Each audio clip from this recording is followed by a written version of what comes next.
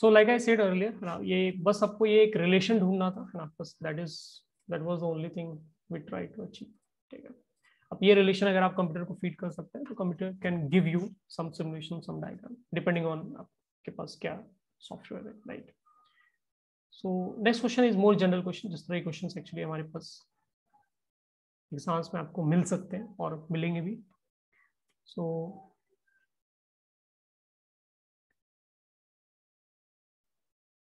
ये आपके पास एक एक्स एक्सिस हो गया इस तरह से, और ये वाई एक्सिस हो गया।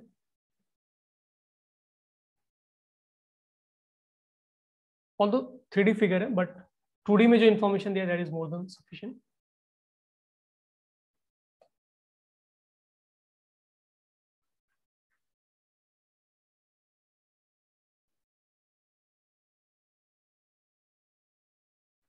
तो इन लोगों ने आपको इलेक्ट्रिक फील्ड नहीं दिया, इलेक्ट्रिक फील्ड आपको फाइंड करना है। इक्विपोटेंशियल सरफेस के डिजाइन दिए, तो ऑब्वियसली वो शीट, मतलब यूनिफॉर्म इलेक्ट्रिक फील्ड के लिए वो क्या होगा आपका, प्लेनर शीट जैसा बनेगा ना। मैंने शीट का एग्जांपल पिछली बार दिया था। तो बट आप इस व्यू में देख रहे हैं तो आपको सिर्फ लाइन दिखेगा वो, राइट। सो इस तरह से एक लाइन गया है, और ये एंगल जो है आपका शीट यानी इक्विपोटेंशियल सरफेस या फिर शीट जो है वो एंगल जो बना रहा है एक्स एक्सिस से। ये शीट, ये लाइन को ना आप 3D में इमेजिन करो। ये लाइन क्या है, स्क्रीन के बाहर ऐसे ही लंबा सा बाहर निकलेगा और लंबा अंदर जाएगा। एक शीट है बेसिकली, ठीक है।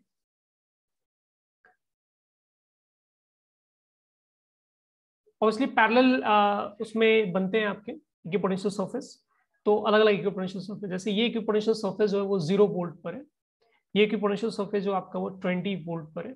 ये इक्विपोटेंशियल सरफेस जो आपका वो 40 वोल्ट पे है, ठीक है। और ये जो लेंथ है, यानी यहां से ओरिजिन से यहां तक का जो लेंथ गिवन है that is given as 10 centimetre, ठीक है। So we need to find electric field vector form में, ठीक है। ट्राई करो सब लोग, के बाद कोशिश करो इसको, देखो we can solve it.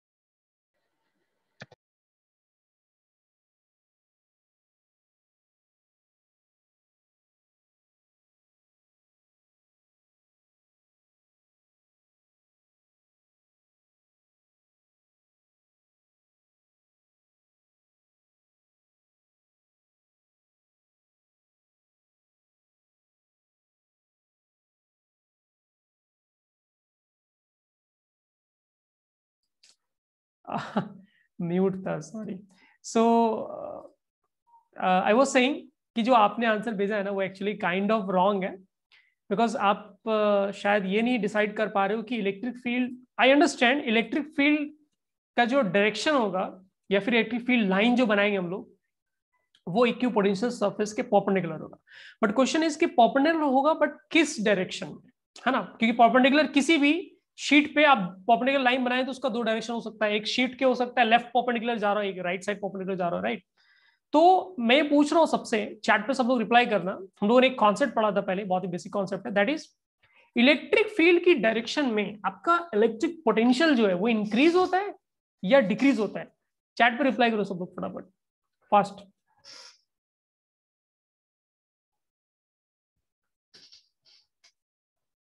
Electric field की डायरेक्शन में पोटेंशियल इंक्रीज होता है या फिर डिक्रीज होता है। पोटेंशियल एनर्जी की बात नहीं कर रहे हैं, पोटेंशियल की बात कर रहे हैं, ठीक है। यस, डिक्रीज होता है, सब लोगों को याद आ गया कि डिक्रीज होता है, right. So let's solve this problem, फिर आपको समझ में आ जाएगा कि ये क्या मिस कर रहे थे हम लोग। मैग्नीट्यूड तो काफी लोगों ने ढूंढ लिया, बट डायरेक्शन में हो सकता है कुछ लोगों ने मिस्टेक किया, but it's fine, we all make mistakes, है ना।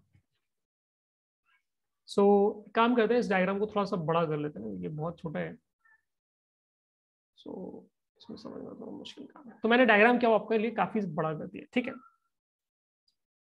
सबसे पहले इलेक्ट्रिक फील्ड लाइन ड्रॉ करते हैं।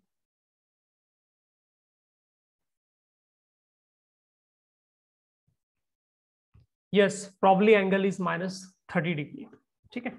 सो इलेक्ट्रिक फील्ड लाइन कैसे होगा, इसके परपेंडिकुलर आएगा, राइट। सो इस तरह से परपेंडिकुलर इलेक्ट्रिक फील्ड लाइन बनेगा इस तरह से। क्यों? क्योंकि इक्विपोटेंशियल सरफेस के, हर इक्विपोटेंशियल सरफेस के परपेंडिकुलर होना चाहिए, राइट। सो ये 3 इक्विपोटेंशियल सरफेस है आपके पास, तीनों के परपेंडिकुलर जो लाइन बनेगी इलेक्ट्रिक फील्ड लाइन बनेगा। लेकिन क्वेश्चन है इसकी इलेक्ट्रिक फील्ड जो हम लोग दिखा रहे हैं वो किस डायरेक्शन में दिखाए, ऊपर जाता हुआ इलेक्ट्रिक फील्ड लाइन दिखाए, नीचे दिखाए। तो अब देखो सबसे ऊपर वाला ये नंबर 1, नंबर 2, नंबर 3। नंबर 1 जो शीट है उस पर पोटेंशियल कितना है, 40 वोल्ट है। नंबर 2 जो शीट है उस पर पोटेंशियल कितना है, 20 वोल्ट है। तो यानी नीचे आने की डायरेक्शन में इलेक्ट्रिक फील्ड, सॉरी नीचे आने की डायरेक्शन में पोटेंशियल क्या हो रहा है आपका, डिक्रीज हो रहा है। तो पोटेंशियल जिस डायरेक्शन में डिक्रीज होता है इलेक्ट्रिक फील्ड का उसी वही डायरेक्शन होता है। सो इलेक्ट्रिक फील्ड जो होगा ना आपका ये डायरेक्शन में आएगा, ठीक है। सो नाउ वी नो कि इलेक्ट्रिक फील्ड का ये डायरेक्शन होगा, राइट। सो इसको क्या ना 10 सेंटीमीटर को मैं थोड़ा ऊपर कर देता हूँ, तो नीचे का स्पेस कर देता हूँ, ठीक है। सो मैं यहाँ पे एक इलेक्ट्रिक एक लाइन में ड्रॉ कर लेता हूँ सरफेस के परपेंडिकुलर, और मैं बस सेकंड प्लेट से थर्ड प्लेट की तरफ ले लेते, इमेजिनरी प्लेट से सब, ठीक है। ये आपका इलेक्ट्रिक फील्ड हो गया, ठीक है। अब एंगल को आप ध्यान से देखो, तो पहली चीज आपने नोटिस की कि ये एंगल कितना है आपका 30° है, ठीक है। दूसरा क्या, ये यूनिफॉर्म इलेक्ट्रिक फील्ड है, क्योंकि आप देख रहे हैं यहाँ पे जो इक्विपोटेंशियल सरफेस है सब इक्वल डिस्टेंस पे। ऐसा कब होता है आपका इलेक्ट्रिक फील्ड, देखो आप देखो फर्स्ट और सेकंड के बीच में जो गैप है, सेकंड और थर्ड के बीच में जो गैप है वो मैंने जानबूझ के इक्वल बनाया। और फर्स्ट पे जो पोटेंशियल है 40 है, सेकंड में जो पोटेंशियल है 20 है, थर्ड पे जो पोटेंशियल 0, यानी 20 डिक्रीज हो रहा है, यूनिफॉर्मली डिक्रीज हो रहा है, ठीक है। तो बहुत केस क्या, बहुत सिंपल है। तो अगर इस इलेक्ट्रिक फील्ड का वैल्यू ई है एंड ये जो डिस्टेंस है, ये डिस्टेंस मुझे निकालना पड़ेगा ना, this distance I don't know, ये डिस्टेंस मैं निकाल लेता हूँ। तो ये डिस्टेंस का वैल्यू कितना आ जाएगा बच्चों बताओ, 10 सेंटीमीटर, और ये 30° है ना। तो 10 सेंटीमीटर ये लेंथ है आपका, इस लेंथ को 10 सेंटीमीटर बोला आपने, तो 10 सेंटीमीटर तो 10 cos 30° हो जाएगा, राइट। 10 cos 30° कितना होता है आपका, √3/2 हो जाएगा, राइट। cos 60 आप होता है √3/2 हो जाएगा। ये जो डिस्टेंस आपका वो क्या है, √3/2 एक्चुअली सेंटीमीटर में, राइट। सो हमें तो क्या, हमें स्टैंडर्ड यूज करना है, मे बी हमें इसको ना सेंटीमीटर की जगह हमें मीटर में लिखना चाहिए, तो उससे क्या हो कंफ्यूजन कम होगा। 0.1 मीटर है, तो 0.1 इंटू √3/2 मुझे लिखना है, right. So basically I will write 0.1 into √3/2। सो √3/20 कर दे रहा हूँ, ठीक है। √3/20 मीटर, ये आपका एक्चुअली ये डिस्टेंस हो गया। So I am interested in as of now magnitude, तो मैग्नीट्यूड की बात करते हैं। तो बहुत सिंपल फॉर्मुला लगाएंगे, will simply write electric field, potential का फॉर्मुला था ना एक, हम लोगों ने बहुत मेन छोटा सा फॉर्मुला पढ़ा था, that is change in potential जो होता है वो कितना होता है, -E/dr, है ना, या फिर डेल्टा आर लिख सकते हो, राइट। सो डेल्टा आर में लिख देता हूँ यहाँ पर, है ना, ऐसे लिखा था हम लोगों ने। तो आप पोजीशन, जैसे मैं इसको ए बोल रहा हूँ, ये बी बोल रहा हूँ, ए से बी जाने में हमारा पोटेंशियल जो कितना चेंज हुआ, तो final potential is 0, initial potential is 20, right, ये आपका वैल्यू हो गया। एंड माइनस इलेक्ट्रिक फील्ड तो हमें पता ही नहीं, ई डेल्टा, डेल्टा मतलब उस डायरेक्शन में ए टू बी जाने में आप इलेक्ट्रिक फील्ड के डायरेक्शन में कितना लेंथ कवर किया आपने, तो हम लोगों ने लेंथ क्या कवर किया, दैट इज √3/20, ठीक है, मीटर में स्टैंडर्ड। तो यहां से देखो इलेक्ट्रिक फील्ड का वैल्यू कितना आ गया, मैग्नीट्यूड आ गया आपका 400, मतलब इलेक्ट्रिक फील्ड का जो वैल्यू है आ गया वो आपका 400/√3, ठीक है। और डायरेक्शन क्या हमें पहले से ही पता है, डायरेक्शन वी ऑलरेडी नो कि किस डायरेक्शन में जा रहा है, राइट। तो अगर आपको इसको वेक्टर फॉर्म में लिखना है, देखो हमारा इलेक्ट्रिक फील्ड क्या है, इस तरह से ये वेक्टर है, ठीक है, और ये वेक्टर कितना एंगल बना रहा है हॉरिजॉन्टल से 30 डिग्री। तो अगर आपको कंपोनेंट्स लिखने हैं तो आप सिंपल कंपोनेंट क्या लिखोगे, या अगर आपका इलेक्ट्रिक फील्ड ई है तो एक कंपोनेंट इधर हो जाएगा, this will be E cos 30 degree, और एक कंपोनेंट नीचे की तरफ जाएगा which will be E sine 30 degree, simple. तुम्हारे वैल्यूज हो जाएंगे,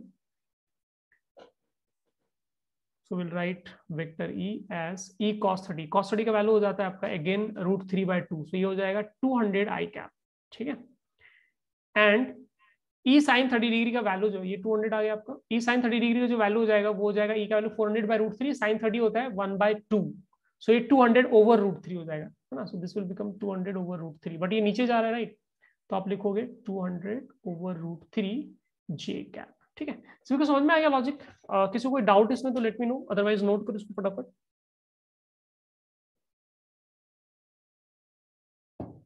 किसी को कोई कमेंट करना है इसमें तो चैट पे रिप्लाई कर दो।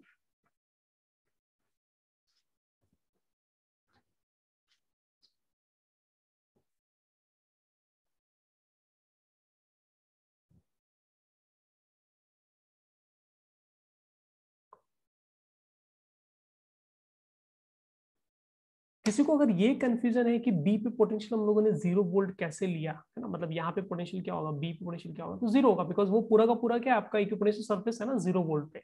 तो 0 वोल्ट वाला जो शीट है जो हमें लाइन जैसा दिख रहा है, तो इस लाइन पे मैं कोई भी पॉइंट लेता हूँ तो वहां पर जो मुझे मिलेगा पोटेंशियल वो सेम ही मिलेगा। तो 0 वाली शीट पे अगर मैं कोई भी पॉइंट पिक करूंगा तो मुझे हर जगह पॉइंट जो है 0 वोल्ट मिलेगा, सिंपल।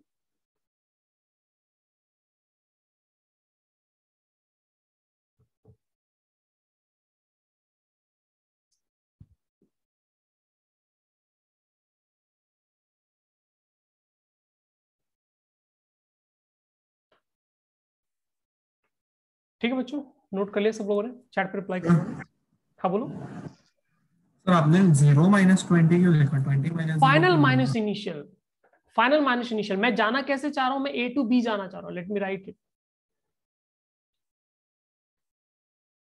मैं जो मूव करना चाह रहा हूं मैं ए टू बी मूव कर रहा हूं, किसी ना किसी डायरेक्शन में आप मूव करोगे तभी तो आप स्टडी कर पाओगे ना। तो मैं ए टू बी मूव कर रहा हूं, सो अगर मैं ए से बी जा रहा हूं तो इलेक्ट्रिक फील्ड के डायरेक्शन में मूव कर रहा हूं, तो उससे क्या होगा, मेरा कैलकुलेशन इजी होगा, मुझे सरदर्द कम होगा, right. And final position is B, initial position है, तो उसके अकॉर्डिंग मैं लिखूंगा, राइट। क्लियर है अभी Vivek, is it clear now? Yes sir. Fine, kids reply करो चैट पे, इज इट ओवर, डन हो गया सबका?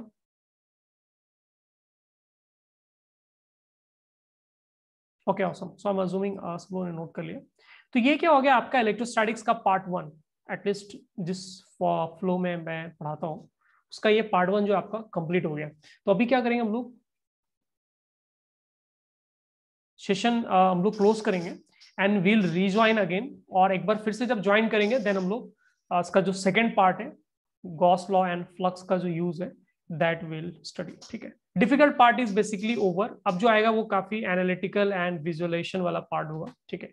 मैथमेटिक्स उसमें आपको रिलेटिवली कम मिलेगा।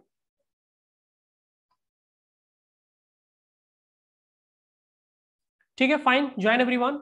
मैं फिर से स्टार्ट कर रहा हूँ सेशन।